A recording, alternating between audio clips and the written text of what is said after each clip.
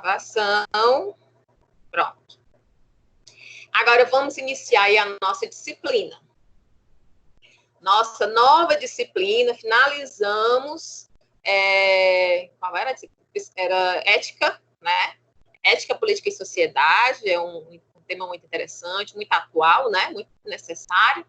E agora vamos iniciar métodos quantitativos. Ele leva aí um pouco para o lado da estatística. É a forma de demonstrar como se trabalham, como se coletam os dados, né? Numa pesquisa. Isso é importante para quê, Marcela? Tanto, ele não fica apenas limitado ao ramo, vamos dizer assim, acadêmico, né? A realidade de academia, de fazer uma pesquisa porque eu quero descobrir algo para o meio acadêmico, né? Como administradores, estaremos aí em algum momento atuando dentro de entidades empresariais.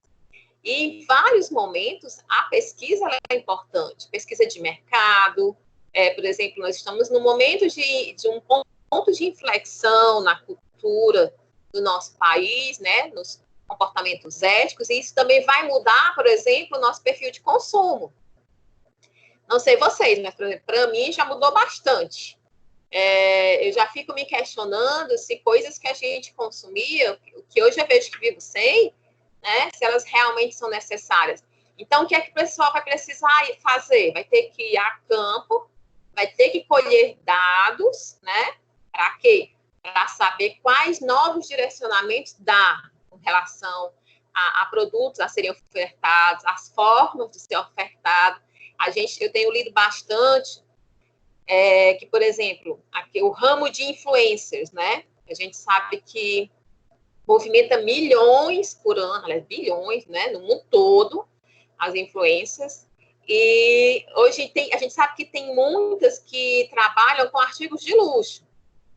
E hoje em dia, como fica você estar tentando influenciar pessoas a consumirem artigos de luxo, quando a gente sabe que tem pessoas que estão sem ter nem o que comer, então é a questão da ética, né? Então, é preciso que essas empresas elas se adaptem. E aí, quando eu for fazer essa pesquisa de mercado, eu vou ter que utilizar uma pesquisa com os seus métodos, né? E aí, os métodos quantitativos vão ser importantes, tá bom? E aí, tem até alguns exemplos aqui que ele traz no livro, né? Que ligam com essa realidade. Então, novamente, né? Nossa disciplina tem 3 unidades. Hoje, nós vamos ver toda a unidade 1, para vocês verem que a disciplina não está tão, assim, complexa, no sentido de estar muito densa, né? Precisa um pouco de atenção, mas no início, essa primeira unidade são basicamente conceitos, mas para vocês saberem os tipos de divisões, de classificações, né, nesse sentido, para terem o primeiro contato com os métodos quantitativos. Na próxima semana, a gente já vai ver aí a unidade 2, a apresentação de dados e medidas, resumo, e finalizando com a unidade 3, a correlação e regressão linear. Nem faço ideia ainda do que seja, ainda não cheguei lá, mas iremos abordar esse assunto aí na última unidade dessa nossa disciplina. Então, hoje a gente começa com a unidade 1, que tem quais objetivos? Que é que pretendem, né, com essa unidade, ao fim dela, você consiga conhecer alguns conceitos básicos de estatística, conceituar e diferenciar a população e a amostra, classificar alguns tipos de amostras de acordo com as suas características, aprender a definição e a trabalhar com séries estatísticas, né? E entender, por exemplo, como se dá o arredondamento de números decimais. Interessante que quando eu vi essa parte, eu me liguei muito eu estou com uma turma de terceiro semestre, vocês estão de segundo, a turma, vocês vão ver as disciplinas que eles estão vendo agora no próximo semestre. E a primeira disciplina era matemática financeira. E eles ficavam muito em dúvida nesse momento do arredondamento. Então, aí já vem a regrinha, então, foquem nisso, porque na disciplina do próximo semestre vocês já vão ter também como utilizar isso daí, certo? Então, iniciando o tópico 1, vai trazer aí os conceitos básicos, né? Aí ele começa falando, né, que, na verdade, boa parte das decisões, eu vejo lá, é tranquilo, Fernanda, viu? Matemática financeira, dá para a gente sobreviver. O pessoal da outra turma conseguiu passar com excelentes notas, inclusive. Então, boa parte das decisões que a gente já vai tomando, né, ela é, de uma certa forma, baseada em algumas pesquisas estatísticas, mesmo que a gente faça assim, sem perceber, né, ou de forma um pouco menos priorizada. Por exemplo, quando a gente avalia o preço de uma mercadoria, né, a gente está fazendo isso, a gente faz uma pesquisa de preço, aí estatisticamente a gente analisa. Hoje em dia, quando você vai comprar um celular, por exemplo, né, você, não sei se vocês conhecem, mas esses dias eu tive que trocar de celular. Eu detesto trocar de coisa, gente. Detesto. Não sei se foi nessa turma que eu falei do meu fogão que estava com problema. Consertei, graças a Deus, porque eu estava triste de ter que comprar um fogão. Faz 17 anos que eu tenho o mesmo fogão. Mas detesto. E aí, existem sites hoje em dia que você acha que é compare, alguma coisa que compara. Você coloca o modelo e ele começa a fazer comparações, né? Quando a gente está fazendo isso, a gente está fazendo uma análise de dados, né? Coletamos os dados, as informações referentes a cada celular, e aí vamos analisar quais são os critérios. A gente geralmente faz uma análise qualitativa, né? Mas o que ele importa trazer nesse momento é que, instintivamente, nós já fazemos, né? Agora, para transformar, às vezes, em algo de uma representação maior, né? Precisa de outros métodos, e aí são esses que a gente vai começar a aprender aqui. Então, formalmente, né? A estatística, que antes era atrelada à matemática, agora é uma ciência própria, né? Ela é o conjunto de técnicas que permite, de forma sistemática, organizar, descrever, analisar e interpretar os dados oriundos de estudos ou experimentos realizados em qualquer área do conhecimento. Então, estatística não está vinculado apenas a análises quantitativas. Uma pesquisa qualitativa também vai se utilizar, certo, dessa ciência. E aí, o método estatístico, né? As principais fases do método estatístico, aí, segundo Castanheira, é a definição do problema. A gente está nesse ponto agora lá no nosso paper, né? Alguns já definiram qual é o problema, ou seja, o que é que você quer responder, né? Já delimitaram, que é a delimitação do problema. Aí vem o planejamento, né? Que foi mais ou menos isso que eu fiz, quando eu faço ali o passo a passo da pesquisa. A coleta de dados, a crítica, a apuração, a apresentação e a análise. E depois disso, você vai interpretar os dados coletados. Então, essas são as fases que ocorrem dentro de um método estatístico. Vamos começar pela definição do problema. O primeiro passo em uma pesquisa vai ser definir o problema. Sem esse passo, eu não sei o que eu quero. Então, primeiro, eu tenho que definir o que é que eu quero. Aí, nós vamos ter que definir aí qual é a pergunta que queremos responder. Definição de problema é isso. Eu quero fazer um estudo para responder o quê? Essa semana, acho que foi antes de ontem, lá no outro grupo, não sei se vocês acompanharam que teve uma manifestação de enfermeiras, né, frente ao Planalto, acho que foi no final de semana. E elas foram fazer uma manifestação pacífica, né, só ficar segurando cruzes, tirar fotos, essas coisas. E aí chegou um grupo, né, e agrediu, e aí tiraram uma foto que a pessoa estava segurando a bandeira do Brasil, e estava cuspindo na enfermeira, e a enfermeira aqui com a cruz e o celular. Só que quando tiraram a foto, no chão, a sombra da pessoa que estava segurando a bandeira parecia a morte. Não sei se vocês viram. E aí uma aluna lá no outro grupo colocou um desenho que fizeram disso, né? A enfermeira aqui e a outra pessoa com embaixo a sombra da morte, né? Aquela pessoa com aquela foice, assim. Não sei se é foice o nome daquele equipamento. Enfim, aí ela me mandou aquela foto, aí mandou no grupo, aí eu disse, caramba, que foto forte, né? Que imagem forte. Eu digo, dá um artigo. Porque quando a gente olhou para a foto, a gente já identifica uma pergunta. Qual era a pergunta? Que leva um cidadão a se comportar assim? A ser quase autodestrutivo? Que sociedade permeia esse comportamento, né? Alimenta, como tornar esse solo fértil? Então, a definição do problema são assim que nasce, é dessa forma que nasce uma pesquisa. Então, o primeiro passo é você definir o problema. O que é que eu quero responder com isso? Esse é o primeiro passo. Depois a gente vai o quê? Delimitar o problema. É o que vocês muitos estão fazendo agora no momento de definir o seu título, né? Então, primeiro a gente tem lá, a de vocês hoje tem só a introdução à pesquisa. Lá do terceiro semestre, eles têm, acho que qualquer uma das disciplinas do semestre, eles podem elencar. Então, eles têm algumas. Então, primeiro eles vão definir um problema dentro delas e aí vão o quê? Delimitar, vão estreitar, vão afunilar o que eles querem descobrir.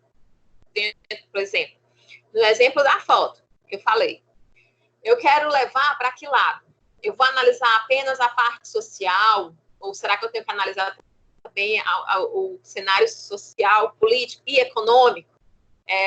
Qual viés eu vou dar eu vou levar apenas para o lado, sei lá, da educação e citar um pouco da parte que a gente viu lá de filosofia, sociologia, porque isso forma, a gente viu, né, a personalidade de um homem ou as formas como se impactam uma sociedade. Ou não, entendeu? Então, assim, você vai ter que fazer essa delimitação. Quem é o público-alvo dessa pesquisa? Também vai ser pensado nesse momento. Ou seja, quem é que vai responder as questões que vão te ajudar a responder o seu problema, né? Então, tudo isso é a delimitação do problema. Feito isso, nós vamos para o planejamento. Eu já sei o que eu quero responder, eu já delimitei, já sei a quem eu quero perguntar. Vamos planejar. Planejar é a etapa que a gente vai responder como a gente vai fazer alguma coisa, né? Às vezes é suficiente a pura observação, mas, na maioria das ocasiões, é necessário elaborar, por exemplo, um questionário, um roteiro de entrevista. Quando eu fui fazer a minha pesquisa, eu fiz um roteiro de entrevista, né? Quando minha amiga, que fez o mestrado comigo, foi fazer a dela, ela fez apenas questionário. Ela apenas aplicou questionário. Mas, qual a diferença de questionário e entrevista? O questionário, você elabora um número de questões com opções certas, onde ela vai escolher ali qual é a opção que se encaixa. Tem muitas daquelas pesquisas que são assim, você gosta desse sabonete, do cheiro desse sabonete? Aí, as opções, o cheiro é bom, é extremamente bom, é irritante, alguma coisa assim. Então, o questionário, você envia, a pessoa responde sozinha. Ela é capaz de responder só. Quando você escolhe por uma entrevista, eu estou trazendo isso aqui já, porque se a entrevista de vocês mais à frente precisarem, né? A coleta de dados. O roteiro de entrevista, você apenas coloca ali, tipo, como um caminho que a sua conversa com aquela pessoa vai fluir, né? Como você vai direcionar a conversa. E pode surgir, durante a conversa, a necessidade de incluir perguntas que não estavam antes na entrevista. Porque, ao contrário do questionário, que você limita a resposta, na entrevista, você está aberto. Quem vai ditar o ritmo vai ser principalmente quem? O entrevistado, né? Então, ele pode inserir aí uma realidade que puxe de você a necessidade de uma outra pergunta que você não previu. E aí, nas próximas entrevistas, você já acrescenta isso.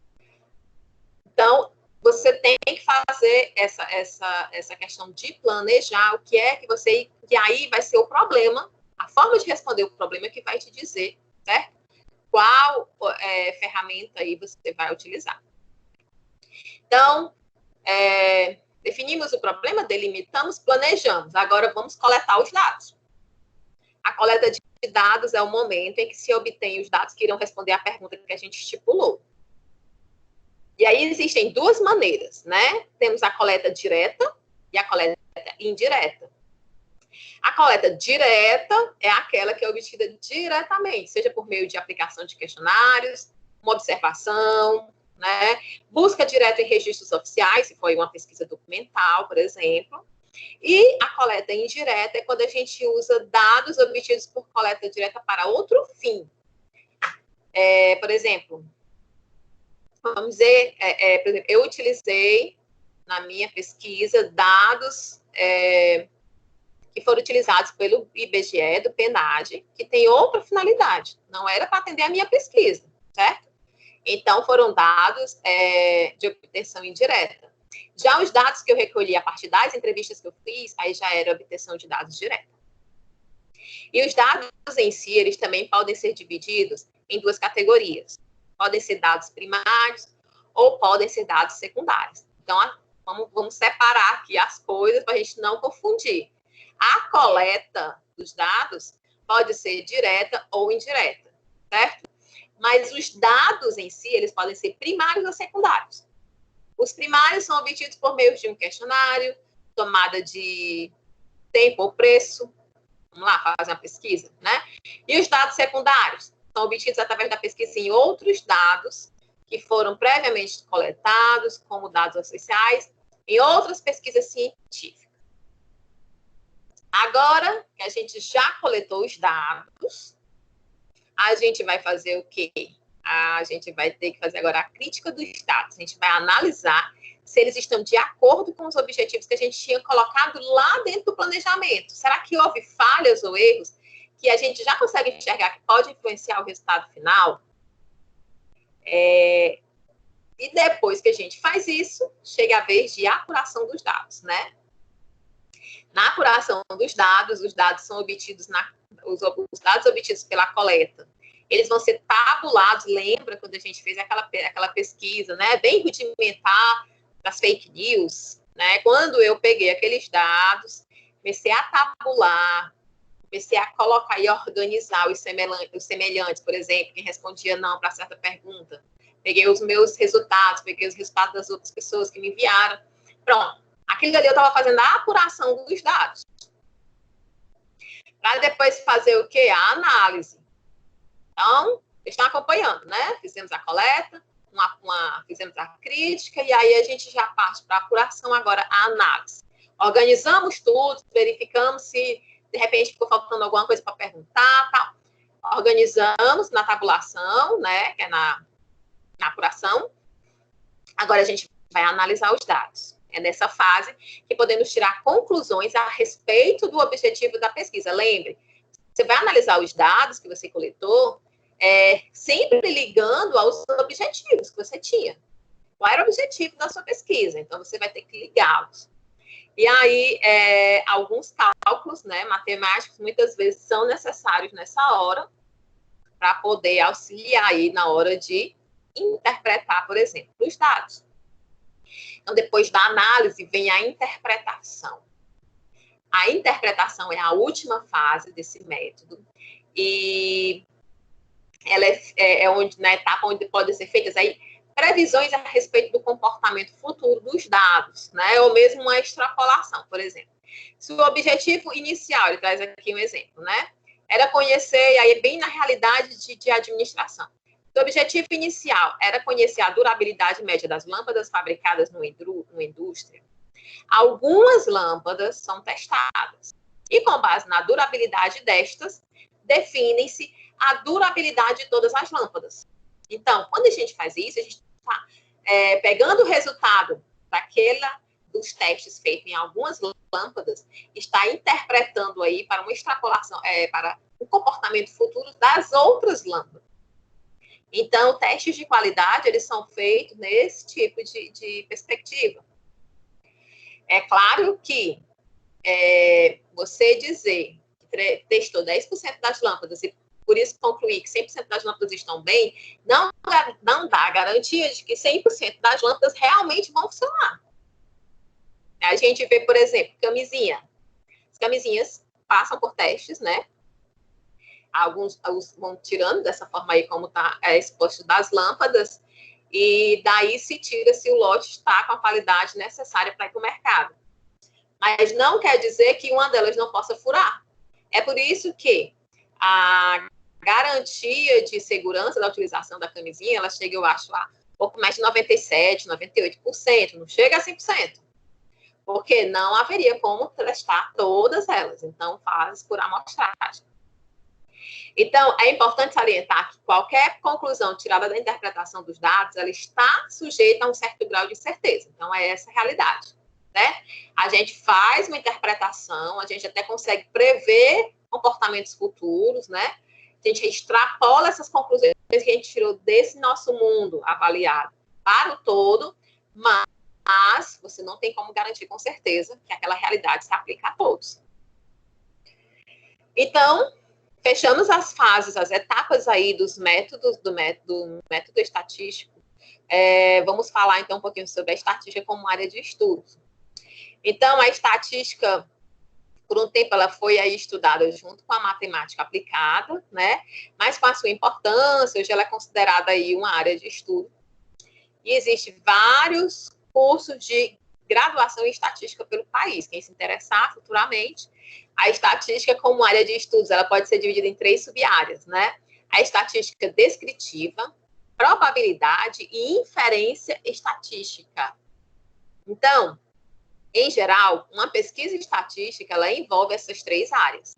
Estatística descritiva, probabilidade e inferência. Nós vamos ver cada uma delas.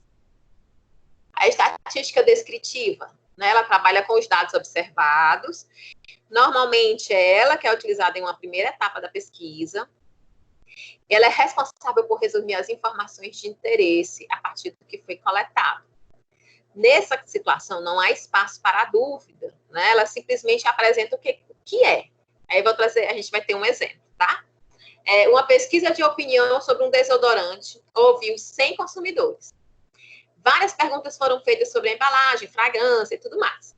Com base nos dados, chegou-se à conclusão que 30% dos entrevistados estava satisfeito com o produto e 10% muito satisfeito, 40% estava indiferente e tal. Essas informações, elas foram obtidas pela estatística descritivas. É você apenas estar descrevendo quais foram os resultados, certo? Então, a descritiva, essas informações foram obtidas pela estatística descritiva e só dizem respeito aos 100 consumidores consultados. Então, quando eu fiz aquela pesquisa lá com vocês sobre fake news, eu li aqui para vocês os resultados, se vocês lembram, eu disse, tantos por cento disseram não para tal pergunta, tal. Pronto. Aquele momento ali era um momento de utilização da estatística descritiva. Mas existe também a probabilidade. Vocês devem já ter escutado bastante sobre a palavra probabilidade, até utilizam aí no dia a dia, né? Segundo Magalhães, a probabilidade, ela pode ser pensada como uma teoria matemática utilizada para se estudar a incerteza oriunda de fenômenos aleatórios, ou seja, sobre os quais não tenho certeza, ou seja, a vida, né, meu povo? Hoje eu passei o dia em vários cenários repetindo a seguinte frase: a incerteza é a única certeza, né, da vida. Ainda mais em tempos de pandemia, ficou cada vez mais evidente. Exemplo aí de questão de probabilidade, onde são analisados probabilidades de fenômenos aleatórios. Previsão do tempo, né? Se a gente for analisar como são feitos o estudo, né, estatístico, para conseguir aí se informar, né, para a gente repassar a previsão do tempo, eles são utilizados, esses dados são analisados a partir da probabilidade. Nesse caso, com base nos comportamentos já conhecidos, né, no caso aí da previsão do tempo, se estipula, né, uma probabilidade de ocorrência de chuva, né, mas nada garante que vá chover. Então, não temos certeza. E quando a gente estiver falando, então, de inferência estatística, o que é? A gente já viu lá quais foram os outros dois, de probabilidade e estatística descritiva. Agora, vamos falar sobre inferência estatística. A inferência, ela é responsável por extrapolar para um conjunto grande de dados os valores que foram obtidos a partir de um conjunto muito menor, né? Ela vai surgir aí da incapacidade de se trabalhar com todos os dados de interesse. Então, a gente escolhe um subconjunto menor desses dados, né, do todo, vai estudar esse subconjunto e, através da inferência, obtém-se conclusões sobre o conjunto inteiro. Não sei se vocês sabem, mas qual o significado da palavra inferência? Interpretação, né? Então, você faz uma interpretação daquele subconjunto, levando para o conjunto inteiro. E aí, voltando à pesquisa de opinião sobre o desodorante, como exemplo, né? Em que foram ouvidos 100 consumidores. Com base nos resultados obtidos, aplicam-se técnicas de inferência estatística para prever a opinião de todos os os consumidores de desodorante, né? Sem ter a necessidade de entrevistar cada um deles. E aí tem as fases do método estatístico, né? Lembrando que lá no começo a gente viu que no método são utilizados, então, todos eles. A entrada aí, como a crítica, a apuração e a apresentação, a gente tem a estatística descritiva, né? E a probabilidade e a inferência, elas surgem aí no momento da análise, né? Então, essas três informações que eu trouxe para vocês agora, de estatística descritiva, probabilidade e inferência, lembra que lá na frente, antes disso, dizia que ia ser utilizado na pesquisa como um todo? Então, elas são divididas, a utilização dela dessa forma.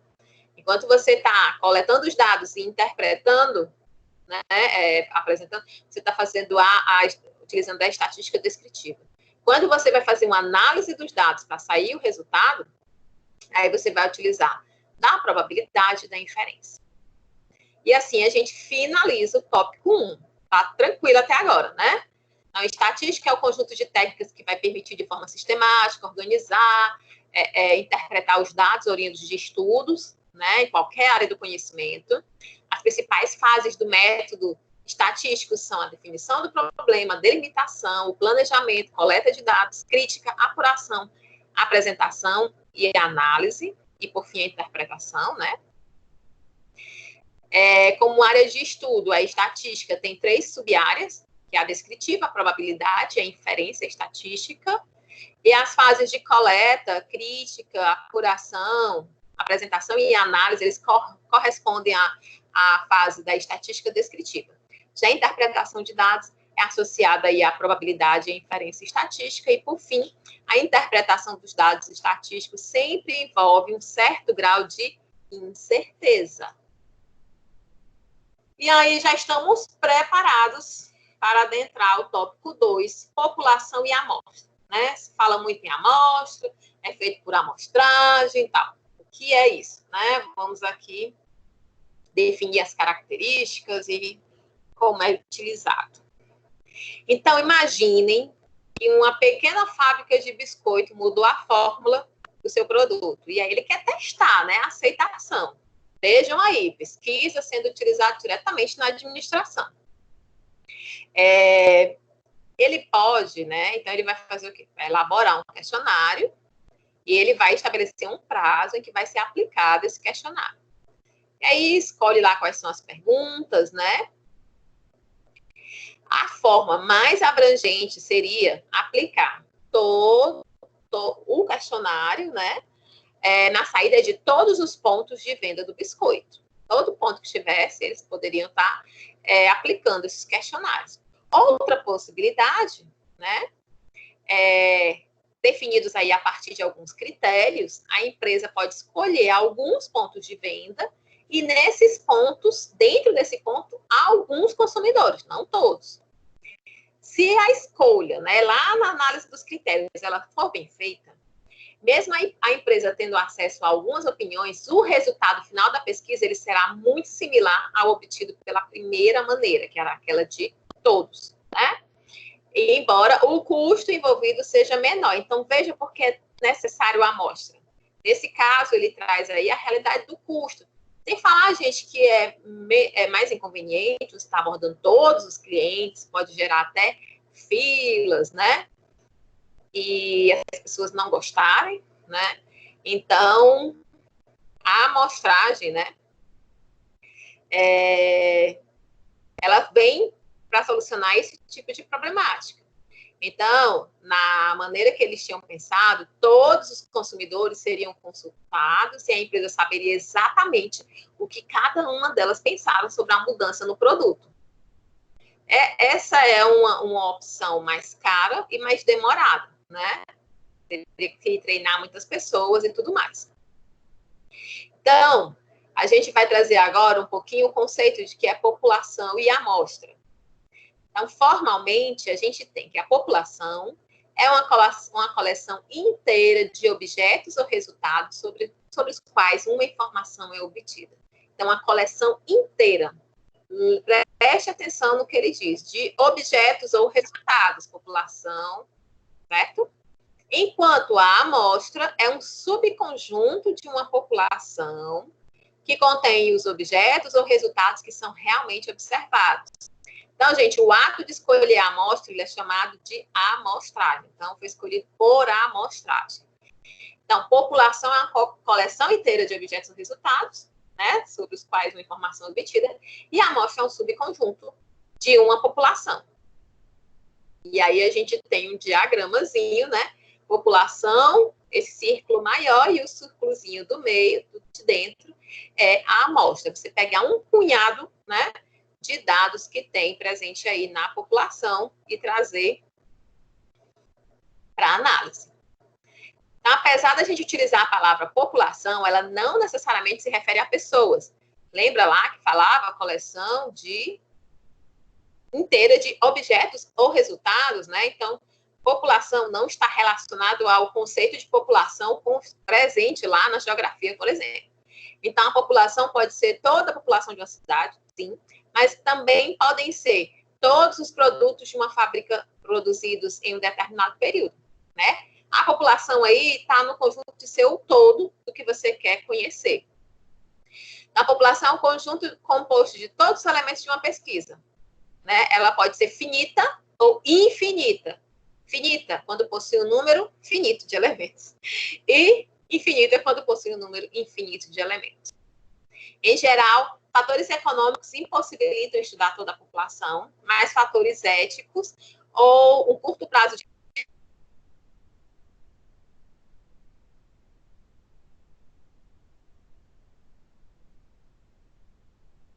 para Covid, ou uma vacina, né, para Covid-19, que consiga barrar, né, consiga a gente criar imunidade e não ser acometido pela doença. E fatores econômicos e a questão do prazo inviabiliza que sejam feitos testes em toda a população. Qual é a população nesse caso? Todos os habitantes, né? Todos os seres humanos do planeta Terra, acho que já está em mais de 7 bilhões, né? Então, seria inviável. Então, há casos que simplesmente não há como trabalhar com toda a população de interesse, né? Por exemplo, ele traz aí como é que a gente ia analisar todo o sangue de uma pessoa para detectar a presença de uma certa doença. Ia tirar todo o sangue da pessoa que você ia morrer, né? Então, eu tiro um pouquinho e faço de acordo com aquele pouquinho, né, que eu tirei com aquela amostra. Então, nesses casos, faz necessário trabalhar com uma amostra. Mas, afinal, como eu faço para escolher a amostra? A gente quer que os resultados obtidos, quando formos trabalhar com a amostra, sejam os mesmos que a gente teria se trabalhasse com toda a população. Portanto, a gente precisa garantir que a amostra seja escolhida de forma que ela realmente vai replicar esse comportamento da população. A gente vê muito, por exemplo, na campanha eleitoral, né? Imagina-se que a intenção de voto dos eleitores que frequentam determinado shopping de luxo seja diferente dos eleitores que frequentam, por exemplo, uma feira municipal. Como, então, escolher os elementos da amostra? Porque isso são fatores que devem ser levados em consideração. Escolher uma amostra nem sempre pode ser feito de forma aleatória. Depende muito de quê? Dos objetivos que você busca alcançar. Nesse caso aí da campanha eleitoral. Para você ter uma noção equilibrada e realmente conseguir uma amostra que represente o todo, se aproxime do todo, você não pode deixar de considerar todas as variáveis existentes dentro da população brasileira, entendeu? Então, a diferença entre os tipos de população já nos dá uma ideia de que há diferentes tipos de amostra, né? As características da população-alvo muitas vezes nos indicarão aí qual é a melhor maneira de obter a amostra, mas também existem outros fatores, né? Por exemplo, suponhamos que estejamos interessados em estudar a população de São Paulo, ou aqui do Acaraú, né? Aí, com relação a São Paulo, sabe-se que a zona sul da cidade é mais populosa do que a zona oeste, ou mesmo a zona norte. Assim, seria sensato levar este fato em consideração ao escolher os elementos que irão compor a amostra. Por exemplo, vamos dizer que a TIM ela queira saber como está o nível de aceitação, da utilização da rede de dados, por exemplo. E ela vai em Acaraú, na cidade de Acaraú. e ela vai entrevistar apenas as pessoas que moram em Juritiânia, que não tem. Então, o resultado vai ser péssimo, porque simplesmente não há oferta do serviço lá.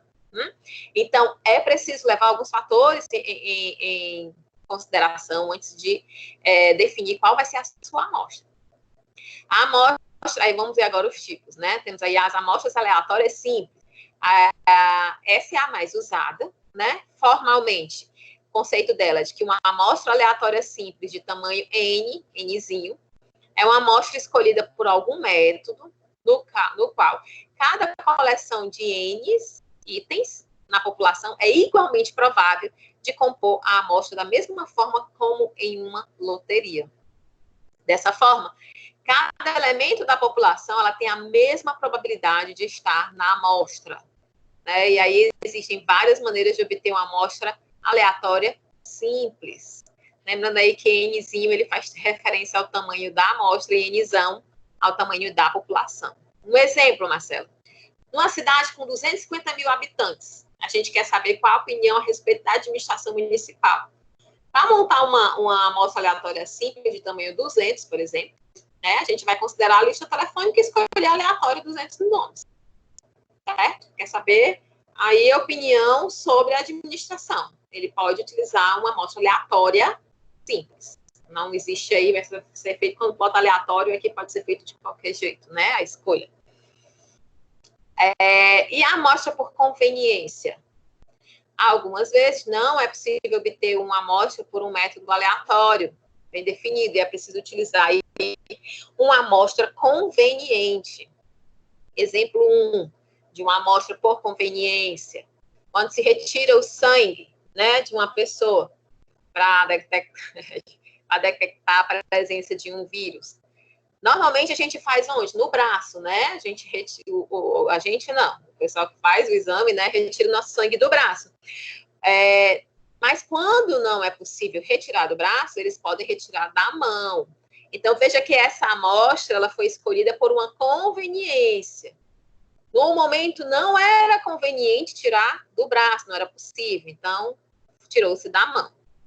Exemplo 2. Acaba de chegar um carregamento de tijolos. Isso já aconteceu lá no campus, né? A gente adquire tijolos. Uma vez a gente comprou, acho que 8 mil tijolos, 8 milheiros, né? Como a gente vai conferir todos esses tijolos? Para saber se toda a carga de hoje está de acordo com a especificação, cada um deles, porque quando a gente recebe um bem que a gente compra, né, um material, a gente tem que conferir se está funcionando direitinho, se está tudo ok. Então, a gente vai ter uma dificuldade, a gente não vai conseguir conferir um por um de 8 mil tijolos. Então, geralmente, você escolhe alguns tijolos que estão no ponto da pilha, né? Mas à frente que você vai daí fazer a sua amostra. Então, você pega alguns, verifica como é que tá, e aí você diz que estão todos de acordo, né, com a questão da qualidade. Então, isso é uma amostra por conveniência. Existem também as amostras ponderadas. As amostras ponderadas, elas levam em conta que alguns indivíduos eles têm maior chances de fazerem parte de uma amostra do que outros. Por exemplo, uma revista que trata sobre carros, né? Ela quer saber o que as pessoas levam em conta no momento de escolher, de comprar um carro. O que é que você acha mais importante? Você se preocupa mais com a cor, com o acabamento do estofado, com a quantidade de cavalos do motor, com a questão da economia no consumo, na manutenção? O que é mais importante para você? Né? E aí, o exemplo traz aqui, né, que os homens e as mulheres têm opiniões diferentes com relação a este assunto. Logo, a pesquisa deve levar isto em conta na hora do levantamento de dados. De que forma? Que a opinião de um homem nessa realidade aí teria um maior peso que a opinião de uma mulher, porque nessa lógica o homem tem mais interesse, se aprofunda mais, busca mais informações, está mais atenado nesse assunto. Então, a opinião dele, né, seria diferenciada.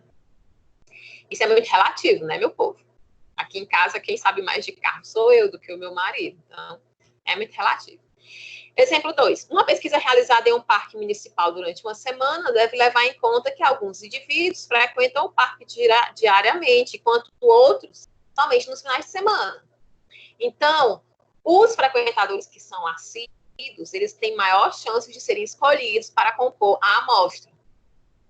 Então, no momento que você for escolher a amostra, ao invés de escolher aqueles frequentadores do parque, só vão lá uma ou 2 vezes por semana, vamos escolher aqueles que estão todos os dias. Eles vão nos dar uma resposta mais completa, mais realística. E aí vai representar melhor o que se procura ali como objetivo. E a gente tem também a amostragem estratificada, né? Ela implica dividir a população em estratos, né? Camadas, conjuntos menores, como ele coloca aí. De modo que se a gente escolhe um representante da população, ele está em um conjunto e apenas neste conjunto. Assim, ao invés de trabalhar com a população, a gente vai trabalhar com esses conjuntos, tomando dali desse conjunto uma amostra simples. Um exemplo. Esses daqui eu fiz questão de trazer todos os exemplos, porque às vezes só a definição não nos deixa muito claro o que é que realmente significa, né? Então, exemplo. Suponha que o Instituto de Pesquisa esteja interessado na intenção de voto para presidente da República do Brasil. O Instituto, então, que vai fazer a pesquisa, ele considera separadamente as 5 regiões do Brasil: Sul, Sudeste, Centro-Oeste, Parará. E em cada região compõe uma amostra com seus habitantes. Dessa forma, além de obter um resultado global, né, do todo, ele vai poder comparar o comportamento dos votos de acordo com as diferentes regiões. Então, aí ele estratificou, né? Colocou em conjuntos. Note-se, para que seja composta uma amostra estratificada, é preciso ter um conhecimento prévio da população. Então, você primeiro precisa conhecer a população que você vai trabalhar e compreender que você pode desmembrar essa amostra, né, dessa forma, estratificada. Por exemplo, nesse caso, sabe-se que o Brasil, né, é dividido em 5 regiões diferentes. Então, irá se utilizar da amostragem estratificada, porque eles poderiam simplesmente pegar todas do Sul, ou algumas do Sul, Sudeste, né? Mas aí considerou-se pegar todas, de cada região. E temos a amostragem por grupos, que ocorre quando a população a ser estudada é muito grande. Nesse caso, classifica-se a amostra em grupos escolhidos aleatoriamente e se escolhe alguns deles para trabalhar. Então, esses grupos eles serão estudados, cada um como se fosse a própria população. Eles vão considerar como se fosse a própria população. Um exemplo, geólogos interessados em estudar a composição do solo, né, numa determinada região. Eles delimitam uma área escolhida aleatoriamente, né? Aí vai ser o grupo de amostra. E nessa área eles realizam suas pesquisas, né? Vão analisar aí o solo e tudo mais. Mais à frente, uma nova área delimitada. Então, ele vai escolhendo e aí vai fazendo os grupos, né, de amostra. Mas, gente, mesmo levando todos esses cuidados, conhecendo esses tipos de amostra que a gente pode escolher para a nossa pesquisa, pode acontecer o quê? Erros. E tendenciosidade, né? Você tendenciar para um resultado. Então, de acordo com os tipos e particularidades de cada amostra... Oi? Tem como você dizer assim uma diferença entre a amostragem estratificada e por grupos? Eu achei bastante confuso, até mesmo quando eu estava lendo uma diferença, né, entre elas.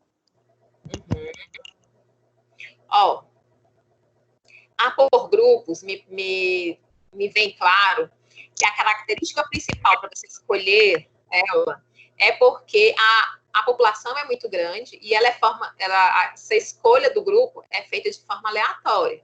Você veja o estudo do geólogo, ele quer analisar se existem fósseis em algum canto ou qual é a composição da Terra, né? Pronto, a composição da Terra ali.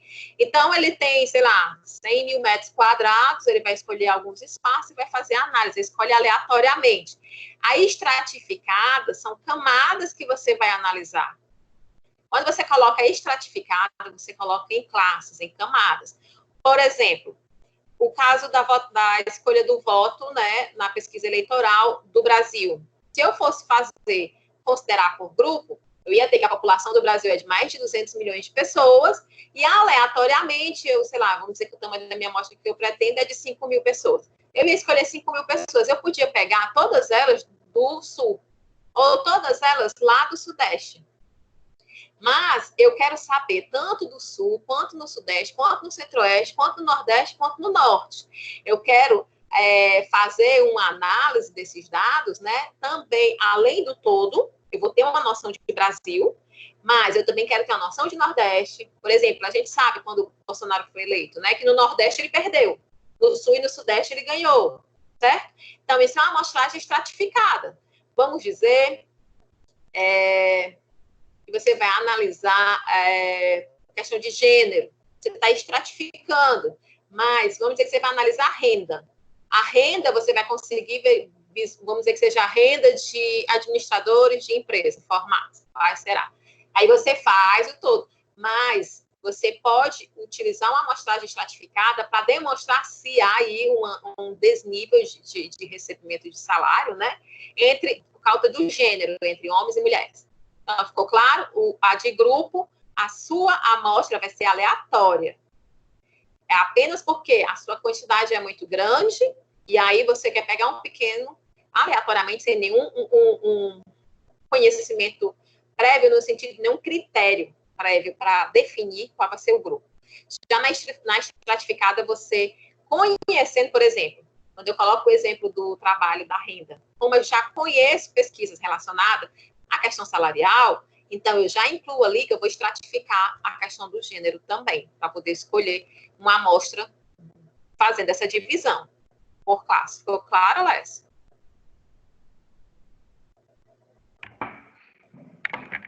Ficou. Eu acho que a palavra é aleatória, né? A diferença entre elas. Que a fala só um pouquinho mais perto, mais alto. A diferença, basicamente, que eu entendi aqui é, por exemplo, que a estratificada você tem o conhecimento prévio do que você vai estudar. E a outra é mais aleatória, né? Como se não interferisse a amostra que você fosse pegar. É mais ou menos isso? Além da estratificada você ter o conhecimento prévio, né? Você compreende que esse conhecimento prévio, essa divisão, ela vai trazer resultados importantes, certo? Então, vamos lá. Certo. Valeu. Erros e tendenciosidade, né? Nem tudo são flores, né? Ninguém mora no paraíso e erros podem acontecer. Então, uma amostra mal escolhida, ela pode acarretar em erros na pesquisa. Por exemplo, uma pesquisa de opinião para avaliar aí a administração municipal. No outro exemplo, esse mesmo tipo de pesquisa, onde ele apenas pegou a lista telefônica e escolheu 200 pessoas, né? Ele pode deixou de levar em consideração ali, por exemplo, a distribuição demográfica da cidade, os diferentes bairros, e tudo isso, né, pode trazer resultados diferentes para a sua pesquisa. Então, dependendo do seu objetivo, se você não levar isso em consideração, você vai provavelmente ter aí um erro ou vai ser tendencioso. Vamos dizer que eles vão avaliar essas 200 pessoas sobre a administração municipal. Só que, coincidentemente, sei lá, 80% dessas 200 pessoas, elas moram nos melhores bairros da cidade. Ele vai ter uma avaliação, tendenciosamente, que vai levar a uma boa avaliação, né? Mas ele não viu a realidade toda, ele não viu quem está lá na periferia, qual é a opinião deles, certo? Então, é preciso definir muito bem como vai ser feita essa amostragem. Gente, só um adendo que eu vi até agora, nessa unidade, o livro não trouxe, né? A questão da Marcela, mas na prática, como é que eu vou escolher a minha amostragem? É o seguinte, e aí eu sei que vocês também estão iniciando pesquisa, o paper, né? E a Fernanda me mandou mensagem, eu estou ficando tão preocupada. Relaxem, é assim mesmo, tá? Eu passei por isso também, mas aí depois que a gente vai fazendo, a gente vai conseguindo compreender. Mas a pesquisa é importantíssimo a leitura.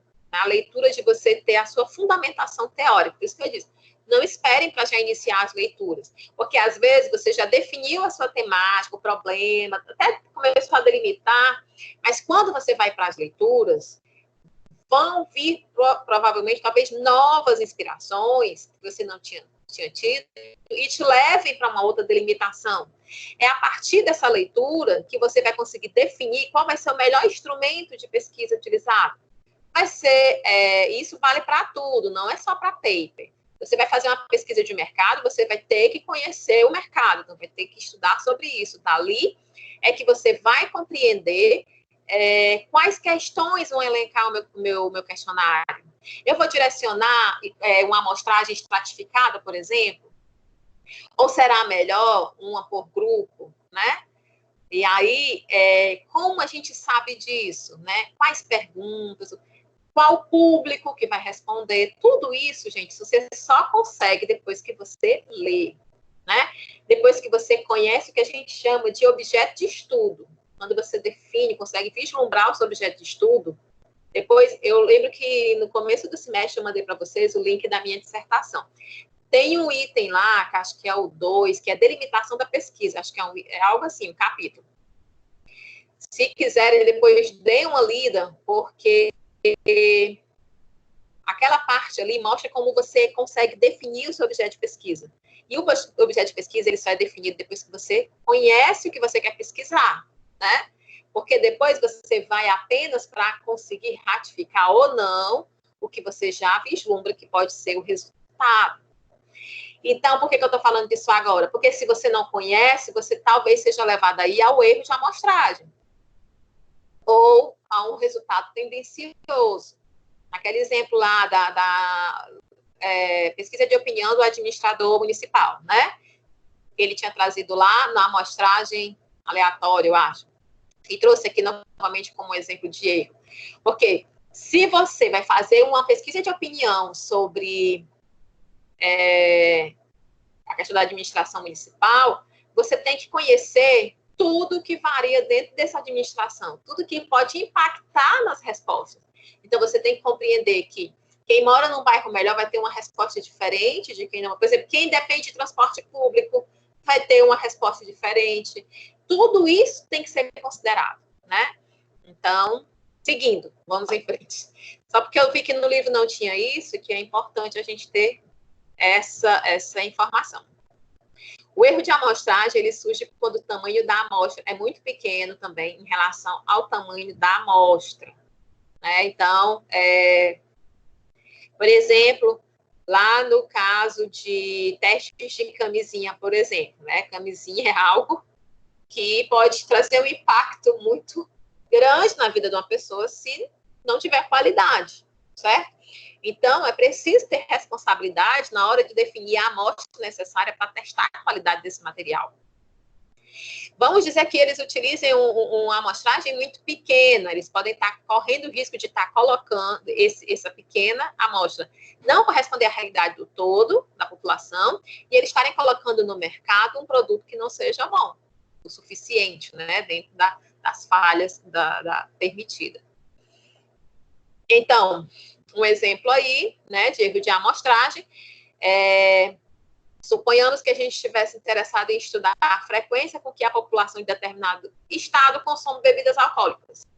Se a gente perguntar para 2 pessoas se elas consumiram bebida alcoólica na última semana, elas responderam que sim, a gente poderia ser levado a concluir, né, que diante dessa amostra de 2 pessoas, que a população inteira teve o mesmo comportamento.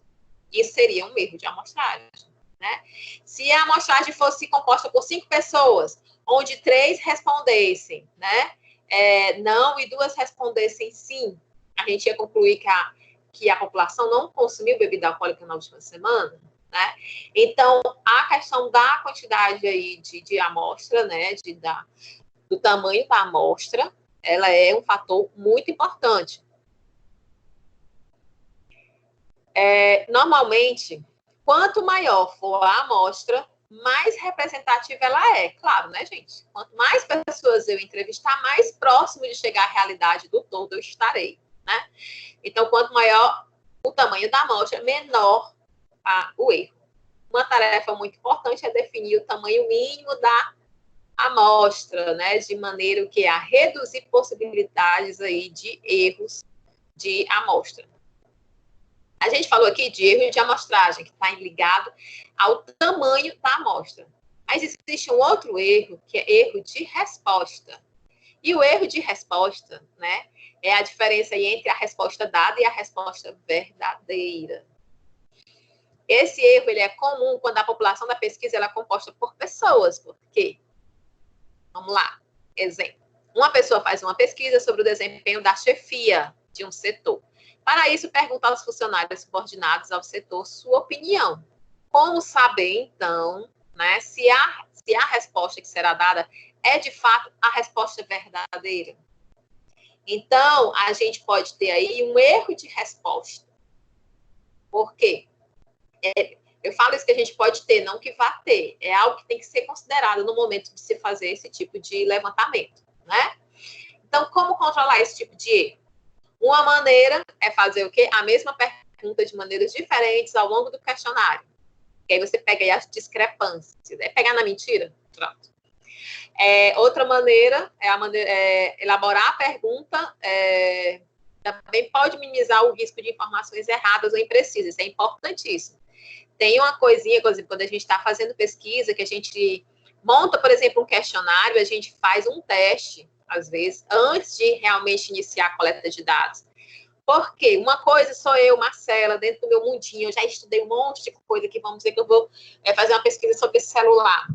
E aí eu passei 2 semanas só estudando sobre ele, e eu li, sei lá, umas 200 páginas. Eu, internamente, já sei muita coisa dele, vou elaborar o meu questionário. Pode, muito provavelmente, ocorrer de eu elaborar uma questão, né, que não deixe, que leve a um erro de resposta quando o usuário for utilizar. Então, a gente faz um teste, né, passa para outras pessoas, ali eles vão já identificar que a pergunta não está muito bem elaborada, pode deixar margem a dúvidas, né, e aí vai. E ainda é possível entrevistar mais de uma vez a mesma pessoa por pesquisadores diferentes, com abordagens diferentes. Gente, eu estava lendo esse negócio de erro de resposta, eu me lembrei, sabe, muito de quê? Depoimento.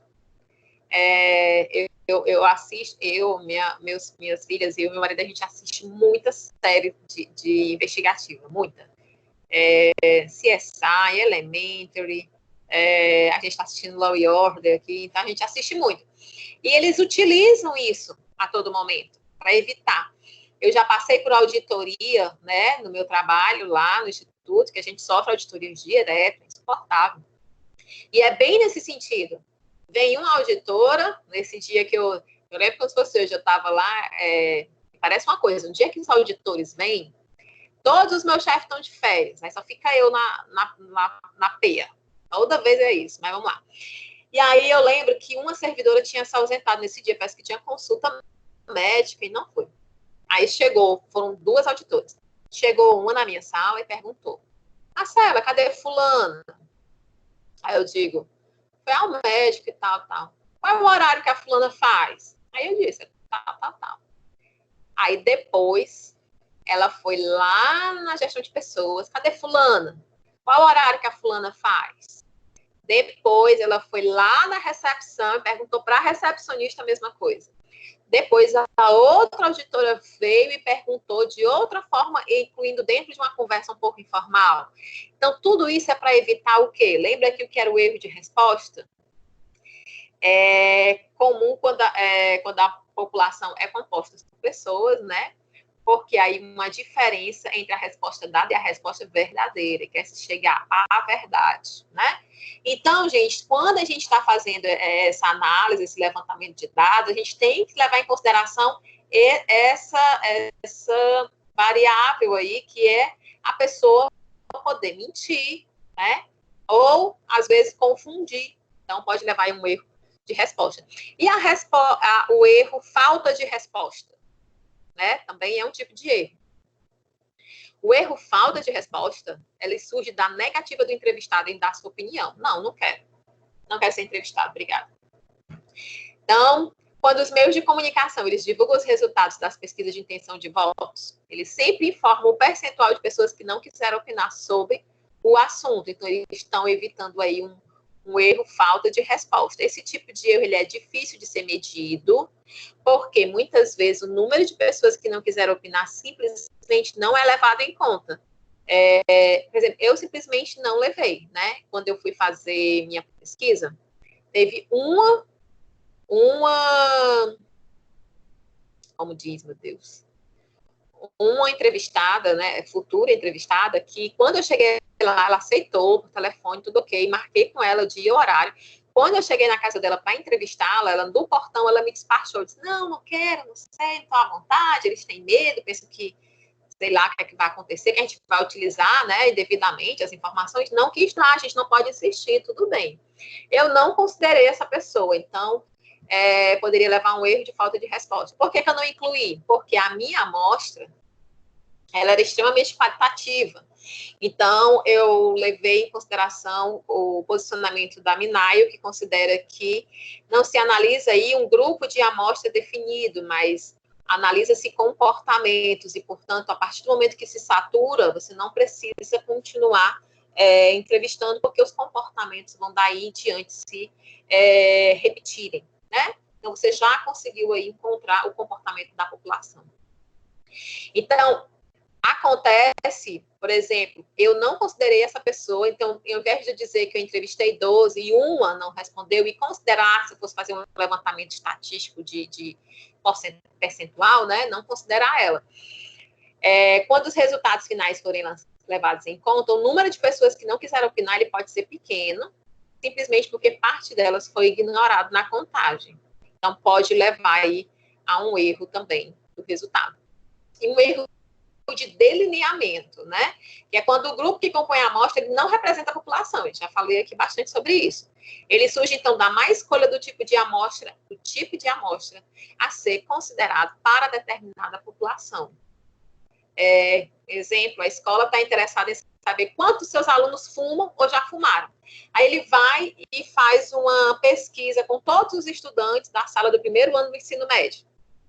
Só que eles não trazem uma representação fiel, né? Porque são diferentes faixas etárias. Né? Eles têm que fazer um delineamento mais complexo para poder fazer esse tipo de aferição. E aí a gente finaliza o tópico 2, população e amostra. Tudo referente à população e amostra a gente viu aqui, certo? Então, a população é formada pelo conjunto de dados sobre os quais queremos extrair alguma informação. A amostra é uma parte representativa da população. A amostragem é o ato de compor uma amostra, né? A gente tem aí várias possibilidades de escolher uma amostra, a amostra aleatória simples, a ponderada, a estratificada por grupo. Toda pesquisa estatística, ela está sujeita a alguns erros. Tem o erro de amostragem, tem o erro de delineamento que a gente viu agora, tem o erro de resposta, né, que era aquele do depoimento, e o erro de falta de resposta, quando a gente não considera aí quem não respondeu. E aí iniciamos o tópico 3, as variáveis estatísticas. Tudo bem até aqui, gente? Porque vocês interrompem. Quando queremos extrair certas informações, né, por meio de uma pesquisa estatística, a gente elabora perguntas que podem nos fornecer os dados a respeito destas informações. Então, a estes dados de interesse, a gente vai dar o nome de variáveis, né? Quais são os dados aí que nós temos interesse. Então, as variáveis, elas são as características que queremos observar ou medir em cada pesquisa. Então, características que queremos medir numa pesquisa são as variáveis. Note a diferença entre os conceitos de variáveis e dados. Enquanto variáveis são as características que a gente quer observar, os dados são as respostas para essas informações. Certo? É quase como se variáveis fossem as informações qualitativas, não é bem isso, tá, gente? E os dados fossem a quantidade dessas informações. Mas característica é variável. As respostas são os dados. As variáveis, né, a serem estudadas precisam ser pertinentes, elas têm que estar relacionadas com o fenômeno que a gente quer investigar, por isso que é preciso conhecer o fenômeno que você vai investigar. Dependendo da natureza da variável, os dados obtidos em uma pesquisa, eles podem ser numéricos ou não. Então, a natureza da variável, ela vai determinar se os dados eles vão ser considerados numéricos ou não. E as diferenças entre a natureza das variáveis, ela é importante, pois ela vai nos dizer a maneira mais eficiente de tratá-las e apresentá-las. Quando você compreender cada variável, você vai saber como vai cuidar, né? Como vai olhar para esses dados. Temos, então, as variáveis qualitativas. Uma variável qualitativa é quando diz respeito a uma qualidade, né? E aí vai resultar numa classificação. O gênero informado na pesquisa sobre os frequentadores do parque é uma variável qualitativa, né? Pois cada entrevistado ele vai ser classificado masculino ou feminino. Então, existe aí uma classificação interligada aí à variável qualitativa, a análise qualitativa. Existem dois tipos de variáveis qualitativas. Nós temos a nominal e a ordinal. Não sei se vocês estão vendo aí o slide, mas tem aqui de vermelho, na variável qualitativa ordinal. Eu coloquei de vermelho, gente, porque lá no livro está a variável quantitativa ordinal. Tá? Eu fui até pesquisar em outros, e realmente são variáveis qualitativas, nominal e ordinal. Então, quando estiverem lá no livro, fiquem atentos para não interpretar como quantitativo, tá bom? Então, a variável qualitativa nominal é quando há uma ordem de classificação. E ordinal, né? Aliás, perdão, gente. A nominal é quando não há uma ordem. E a ordinal, que vem de ordem, né? Quando há uma ordem aí envolvida na classificação. Por exemplo, a cor dos olhos, raça, gênero, preferência entre gêneros de filmes, são exemplos de variáveis qualitativas, nominais. Você não tem aí como colocar uma ordem nisso, certo? Agora, nível de escolaridade, a classificação em uma prova, aí você vai colocar numa ordem, né? A ordem de chegada numa corrida. Então, nesse caso, a gente terá aí variáveis qualitativas ordinais, porque pode ser utilizar uma ordem no momento da classificação. Muito simples, né? Então, ordenar, gente, importante, ordenar é diferente de codificar, né? Quando a gente vai fazer uma pesquisa, a gente geralmente codifica alguns dados, ou seja, atribui um código, né? Então, assim, se a variável gênero aceita 1 para feminino e 2 para masculino, embora os dados sejam numéricos, né? Quando eu responder lá 1, né? É um dado numérico que eu coloco lá. Mas a variável, a análise dela continua sendo de uma classificação, continua sendo uma análise qualitativa, certo? Então, ordenar, como tem lá a chegada na corrida, primeiro, segundo, terceiro lugar, é diferente de eu atribuir à resposta um código 1. Então, é diferente de codificar, porque muitas vezes na pesquisa a gente pode surgir a necessidade de criar ali um código. E as variáveis quantitativas, né? As temidas, elas resultam de uma contagem ou uma mensuração, uma medida, né? Exemplos: peso, altura, idade, tamanho, preço e outros. Assim como as qualitativas, elas também, né? Elas podem ser classificadas em dois grupos. Temos, então, a variável quantitativa contínua e a discreta. A contínua, ela ocorre quando qualquer valor dentro de um intervalo numérico, ele é esperado. E a discreta são apenas valores fixos, que são esperados como resposta, valores provenientes de uma contagem. Então, contínua é qualquer valor dentro de um intervalo numérico esperado, enquanto a discreta são valores fixos que são esperados como resposta. A classificação depende da maneira como os dados são coletados. Uma variável quantitativa, ela pode ser discreta, ou seja, tem um valor fixo, né? Sob uma perspectiva e contínua sobre a outra. Um exemplo aí é a renda familiar, vai depender de como ela se apresenta. Lembra que às vezes você tem que indicar um valor exato? Ou então, na outra você coloca um intervalo. Então, vai poder variar aí. As variáveis qualitativas, elas não podem ser expressas numericamente, são definidas a partir de categorias.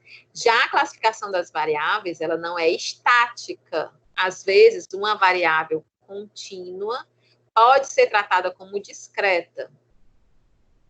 Lembra aqui do exemplo que a gente estava falando sobre quantitativo contínuo e discreta. Então, às vezes, uma contínua pode vir a ser tratada como discreta, dependendo da particularidade da pesquisa. Por exemplo, a variável peso, né? Em uma determinada pesquisa, ela pode ser tratada como uma variável discreta. Lembra lá que a discreta são valores fixos. Arredondamento numérico. E aí, fiquem ligados que a gente vai aprender isso e leva para a vida, tá? É preciso tomar certos cuidados ao trabalhar com as variáveis quantitativas, né? Contínuas. Por quê? A gente vai precisar definir com quantas casas decimais a gente irá trabalhar. Por quê? Porque esses valores podem ser variáveis. Pode ter 3 casas decimais, o outro tem 2, o outro tem 1. Só que a sua pesquisa, ela precisa de uma padronização. A gente sabe que quanto mais casas decimais tiver, por exemplo, se você jogar dentro do Excel, ele vai dar um valor diferente. E aí, eu digo isso porque, por exemplo, outro dia a gente fez uma licitação de merenda processada, né? Que estava dando cerca de 10 milhões de reais. Porque era Campos de Jacaraú que estava fazendo a licitação e acho que outros 9 campos estavam participando. E aí, quando a gente começou a lançar a pesquisa de preço, né, dentro da planilha do Excel, por conta da questão dos arredondamentos que a planilha vai fazendo, no final deu uma diferença de 5 mil reais, acredita? Então, é preciso que você defina bem como fazer esse arredondamento, com quantas casas decimais irá se trabalhar, no caso aí que você estiver trabalhando com as variáveis quantitativas contínuas. Então, isso tem que ser feito para que você tenha aí os seus dados organizados e padronizados, né, no momento de apresentação. Qual é a regra? Vamos lá. Nas regras de arredondamento utilizadas em estatística, matemática financeira, entre outras situações ligadas a números, são utilizadas as seguintes regras. Se o algarismo a ser eliminado for maior ou igual a 5, a gente acrescenta uma unidade ao primeiro algarismo que está situado à esquerda. Deixa eu ver se eu coloquei aqui um exemplo. Pronto, tem. A gente não vai... Eu estou tentando visualizar, calma. Então, foca aí.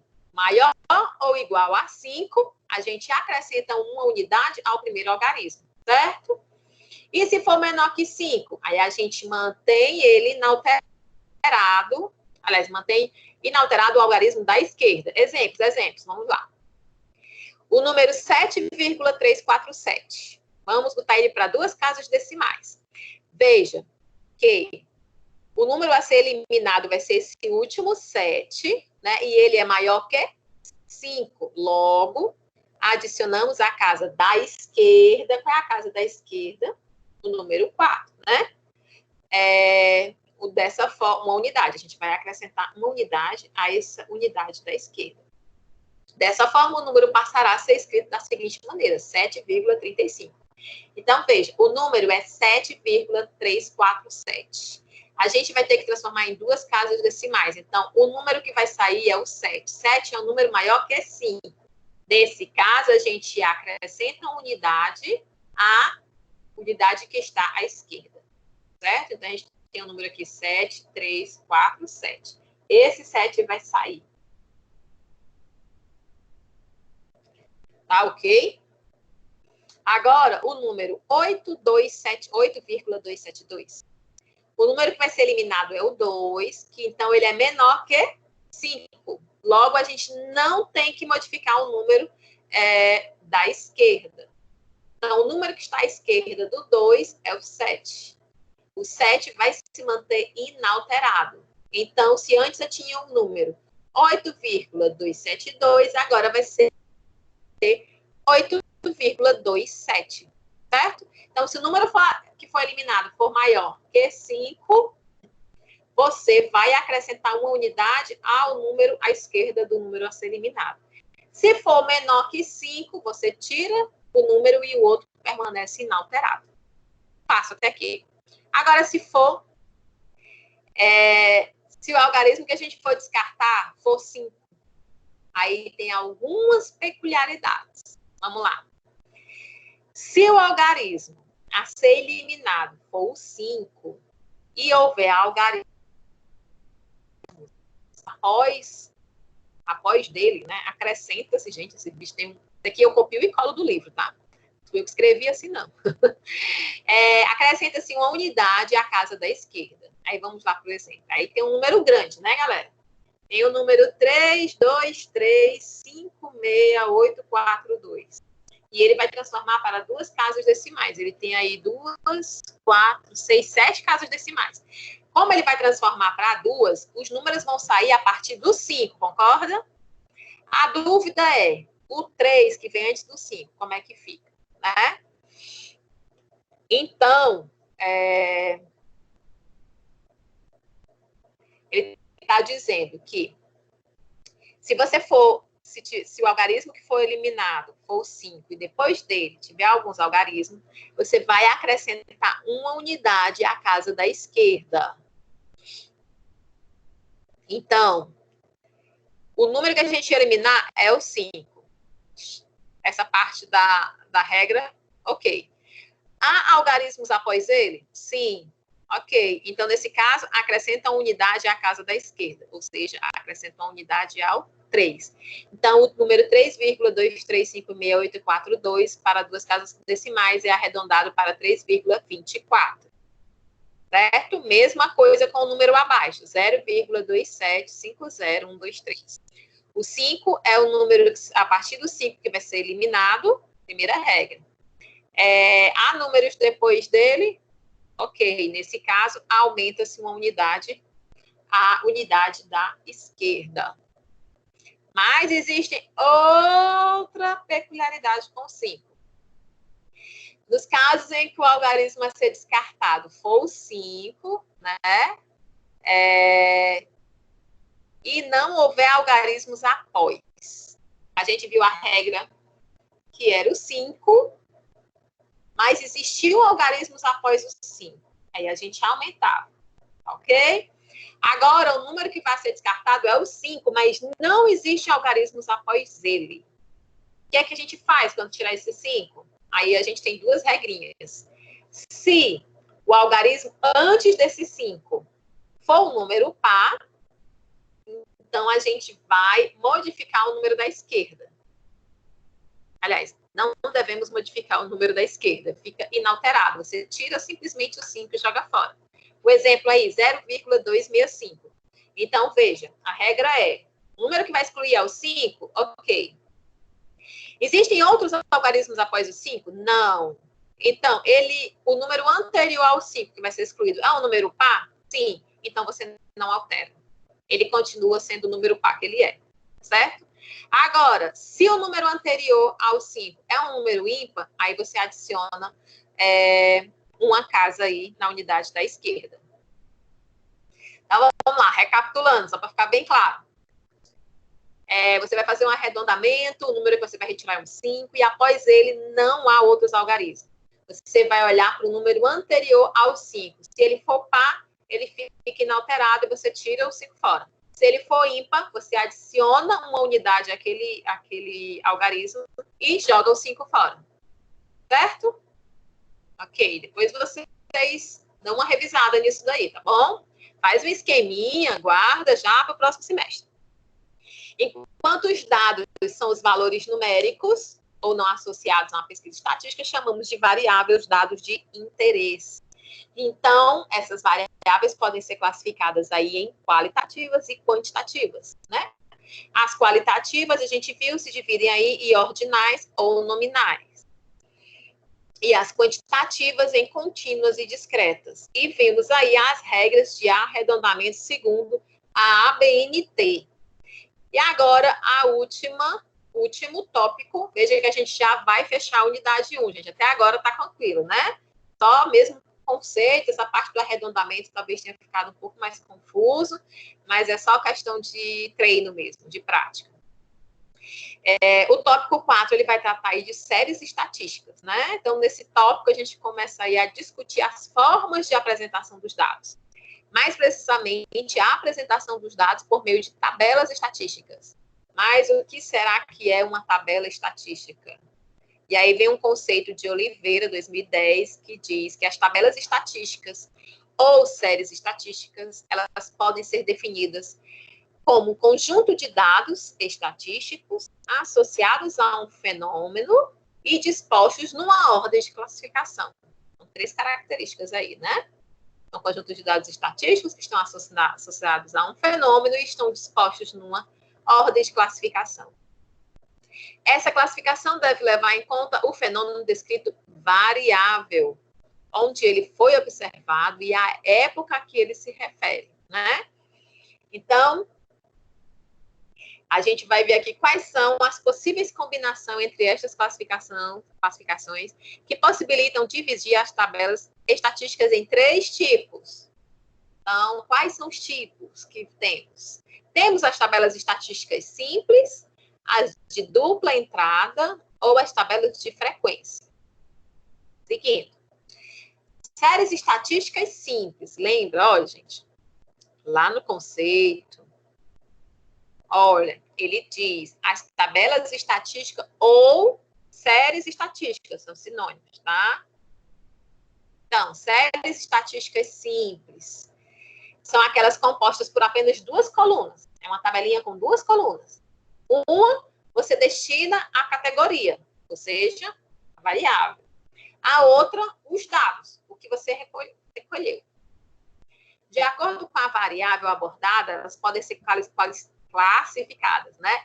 Como séries históricas, geográficas ou específicas. Então, dentro dessas séries estatísticas simples, nós temos uma subdivisão aí de classificação, né? Das séries históricas, geográficas ou específicas. As séries estatísticas simples, históricas ou temporais, quais são? Como o próprio nome sugere, né? São aquelas que a variável apresentada é o tempo. E aí tem um exemplo, matrículas no ensino fundamental na escola tal, entre 2010 e 2013, né? Tem o nomezinho da tabela 1, exemplo de série histórica, que é o título.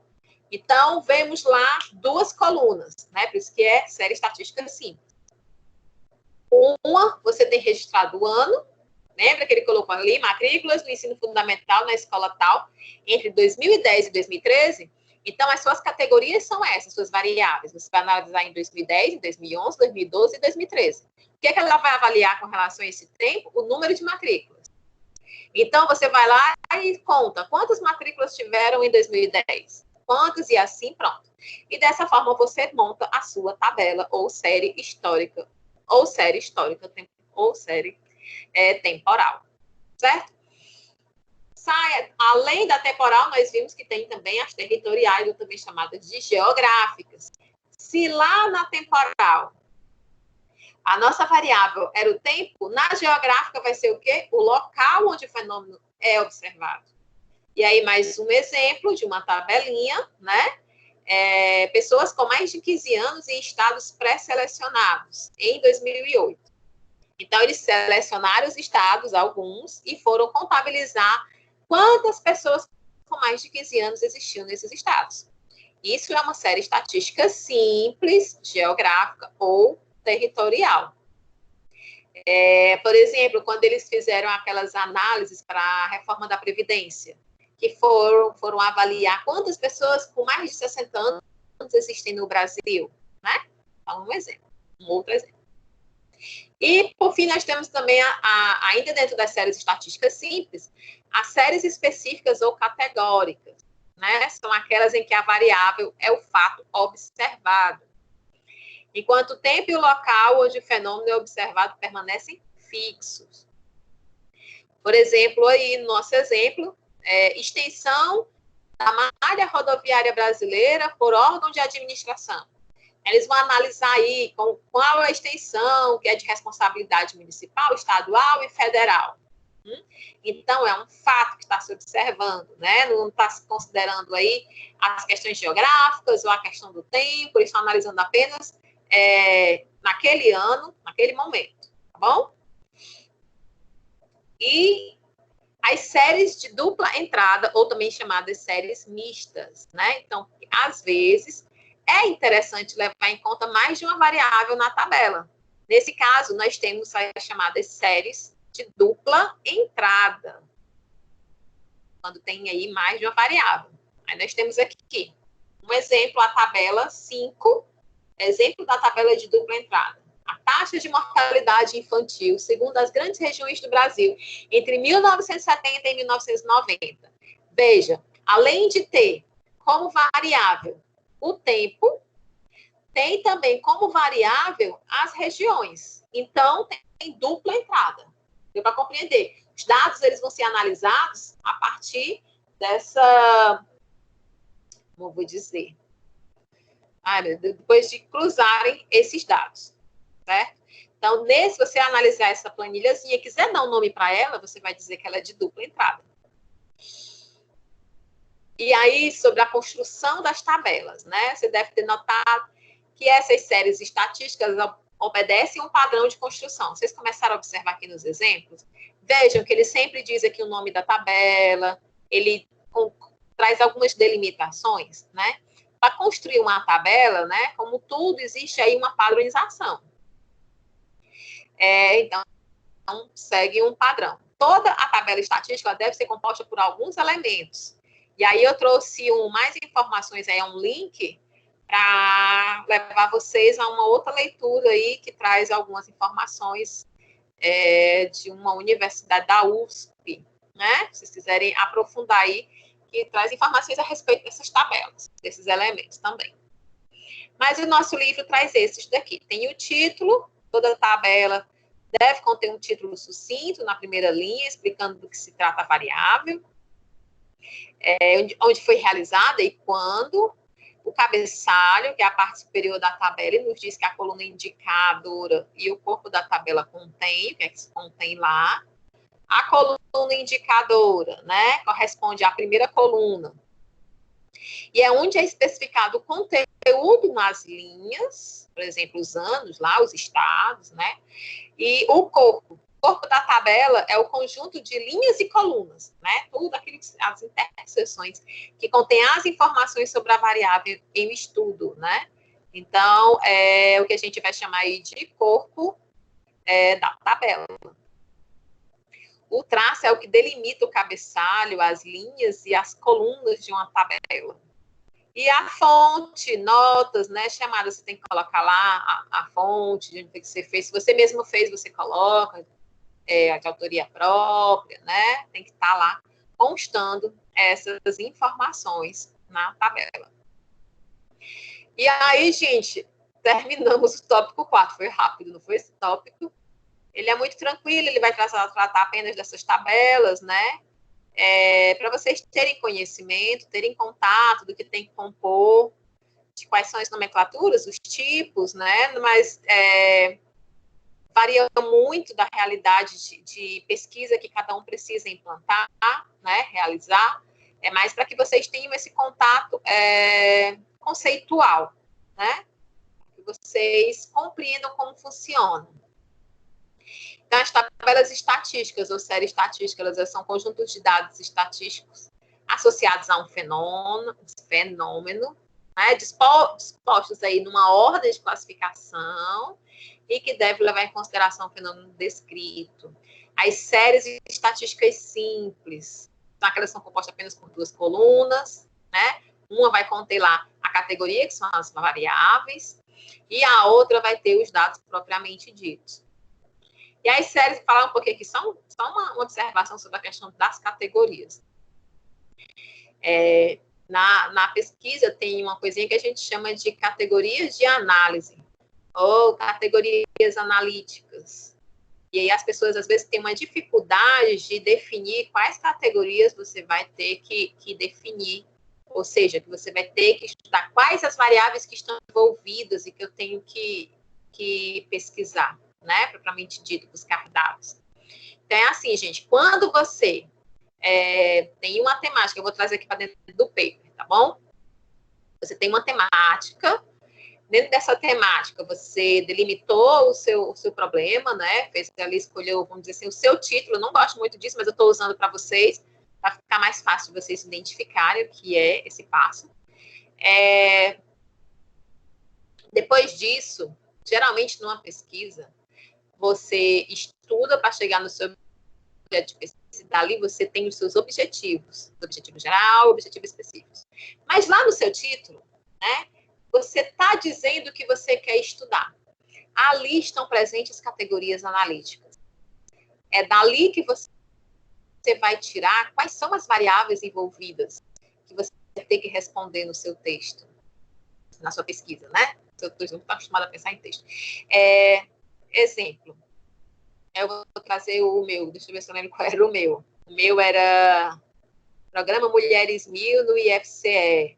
Uma oportunidade de protagonismo feminino ou um reforço do papel tradicionalmente destinado às mulheres. Mas, cara, quais são as categorias analíticas? Então, veja, Programa Mulheres 1000 no IFCE. Então, eu tenho que estudar o que é o Programa Mulheres 1000. Então, essa é uma categoria que eu tenho que analisar, buscar dados, analisar o IFCE, porque é um fator importante, variável. Eu vou ter que estudar aí a questão quando eu coloco uma oportunidade de protagonismo feminino, que é isso. Então, ou o reforço tradicionalmente destinado às mulheres no mercado de trabalho, eu tenho que estudar também, né? Eu tenho que buscar informações, dados sobre o que é a questão de gênero na nossa sociedade, o que é o mercado de trabalho sobre o estudar trabalho. Eu tenho que estudar o quê? Eu tenho que estudar economia, não, gente, peraí. Eu tenho que estudar, mercado de trabalho. Pronto. Capitalismo, né? E como ele influencia o Estado para alterar o mercado de trabalho, certo? Então, lá dentro do título, se vocês estiverem com dificuldades, eu já defini o meu título, mas eu não sei o que eu tenho que pesquisar. Se você definiu o seu título, você tem que buscar lá dentro dele as categorias que você precisa responder. Se eu não pesquisar cada partezinha dessa, eu não vou conseguir responder a pergunta que eu estou propondo a responder. Por exemplo, eu acho que tem um que fala... eu tenho aqui o nome aqui, peraí. A importância da pesquisa na graduação. Então, você tem que estudar aí sobre a importância da pesquisa para a sociedade, a importância da pesquisa, né? E aí vão ter várias, e você vai mostrar como isso influencia positivamente na sociedade, nas ciências e tal. Na graduação, veja que aqui não está entrando nada relacionado à profissão, diretamente, uma profissão específica, mas no ensino de graduação, ensino superior de graduação. Então, você tem que analisar quais são as características desse ensino, né? O que está envolvido nesse ensino. Esse tema aqui é o da... Acho que nenhum deles estão aqui hoje. Né? Então, você tem que fazer essa análise. Então, quando eles forem pesquisar, eles vão ter que buscar lá a pesquisa sobre o que é a pesquisa, como ela influencia a sociedade, a universidade, aí a graduação, como é que funciona, o que é que está envolvido, como se dá, quais são os tipos, entendeu, gente? É assim que você vai montando um texto para dizer, para conseguir responder aquela perguntinha lá. Aí depois, no vídeo que eu vou fazer, eu vou trazer essas informações, tá bom? Mas aí eu vi aqui, podia vocês terem ficado em dúvida, porque ele traz muito essa questão, né? Um é destinado às categorias e tudo mais. Então, as categorias, no caso de uma coleta estatística, né? Vai estar atrelada a quais as perguntas que você precisa responder. E aí você vai conseguir definir as categorias. E finalizamos por hoje, né? Aí as séries geográficas, as séries de dupla entrada, que a gente explicou aqui, os elementos. E por hoje a gente finaliza. O que foi que vocês acharam? Vocês podem mandar mensagens aí, porque vocês têm vergonha de falar, né? Tá mais tranquila essa disciplina, assim, menos rebuscada do que a de ética. A de metodologia, acho que foi sim. Oi? Não tô chorando com vergonha. Tá chorando? Marcela. Oi. Tu tinha falado do sorteio de um livro? Sim! Vai ter. Gente. Qual era o livro de vocês? Deixa eu lembrar aqui. Era o do Bauman. Eu acho que era o Príncipe do Maquiavel. Não, eu mandei... Olha, tá vendo como vocês não estão olhando o grupo? Será, professora? Não, peraí. Peraí, só um instantinho. Só um instante, porque eu mandei lá uma arte. Eu tive todo o trabalho de fazer. Vocês pensam que é fácil, né? A minha vida é bem facinha. Eu fui lá, fiz uma artezinha, só um instantinho, tá? Aqui, sorteio. 2509, capitalismo parasitário. Ah, é verdade. Palma. É isso mesmo. Porque ele vai fazer uma análise um pouco parecida, eu mandei de novo lá no grupo agora. Tá Ele bom. vai fazer uma análise parecida com o que a gente vinha discutindo, né? Ele é bem interessante para a gente entender um pouco de sociedade. Porque, gente, o capitalismo, né? A gente pensa que é apenas a forma de circulação ou de riquezas ou de como adquirir riquezas no mundo. Não é só isso, tá? Ela impacta diretamente no comportamento social. Diretamente, inclusive, molda os nossos aspectos, nosso comportamento, nossa cultura, né? Então, é importante compreender isso. Agora, sim, eu ainda não, eu quero montar, né? Se vocês tiverem ideias, eu agradeço. Eu quero montar formas de, vou dizer, de fazer esse sorteio, mas de privilegiar quem, ao mesmo tempo que eu quero privilegiar quem está assistindo aos encontros, eu não queria deixar de que participassem as pessoas que não estão participando, não porque não querem, mas porque não conseguem, entendeu? Eu tenho turmas em que tem pessoas que ainda não conseguiram acessar a plataforma, que moram numa localidade distante, e eu não queria desmotivar essas pessoas. E aí eu ainda não consegui pensar numa forma de fazer sorteio. Se vocês tiverem alguma dica, tipo de gamificação de algumas etapas, sabe? Para ver se vocês também reagem um pouco, sabe? Assim, acorda. Vocês não são do tempo do Message, né? Acho que ninguém aqui utilizou o Message, utilizou? Era a nossa forma de o nosso bate-papo, tipo WhatsApp. Message era como a gente está. Eu uso o WhatsApp aqui pelo computador, né? Para mandar arquivos e para digitar, para trabalhar é mais fácil. E aí, quando você mandava uma mensagem, mandei mensagem para a Fernanda não me respondeu, acabou que eu ia lá, tinha um negocinho que você apertava que era chamar a atenção. Você podia estar com qualquer programa aberto no seu computador, de repente começava a tremer tudo a mensagem que a pessoa te mandou. E aí, como eu não tenho o que fazer, eu tenho que dar uma chacoalhada nesse sentido com vocês lá. E aí eu não consegui pensar ainda numa forma, porque eu acho que eu tenho que pensar em algo em etapas. O que é que vocês acham? Pode mandar mensagem aqui, quem não gosta de falar, tá? Escritas aqui no chat. Eu tô com ele aberto. Eu vou encerrar aqui só a gravação da aula, tá? Gente, cadê? Viu, Fern? Mas aí é o seguinte. Já tá tudo ok, viu?